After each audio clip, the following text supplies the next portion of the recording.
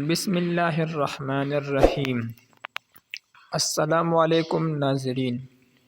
شیعہ مکتب فکر میں ذوالجناح امام حسین رضی اللہ عنہ کا گوڑا کو وفاداری، فداکاری اور اہل بیت سے محبت کی علامات سمجھا جاتا ہے۔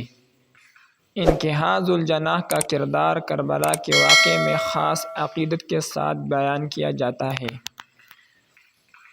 شیعہ عقیدہ کے مطابق ذوالجناح حضرت امام حسین کا خاص گھوڑا تھا جو نبی اکرم صلی اللہ علیہ وسلم کے عطا کردہ گھوڑے کی نسل سے تھا۔ کربلا میں امام حسین کے ساتھ آخری وقت تک وفادار رہا۔ جب امام حسین رضی اللہ عنہ شہید ہوئے تو روایت کے مطابق ذوالجناح نے خود کو زخمی کیا، خیموں میں واپس گیا، گھاس نہ کھائی، پانی کبھی نہیں پیا۔ امام حسین کی شہادت کی خبر اہل بیت کو ذوالجناح نے دی۔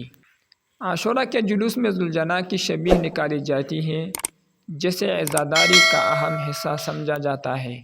بعد شیعہ حضرات ذوالجناح کو عرفی طور پر شہید اور وفادار جانور کے طور پر یاد کرتے ہیں۔ ذوالجناح سے متعلق شیعہ عقائد مرثیہ روایات اور عزاداری کی ثقافت سے جڑے ہیں اور یہ بات اہل سنت کے ہاں عقیدے کا حصہ نہیں۔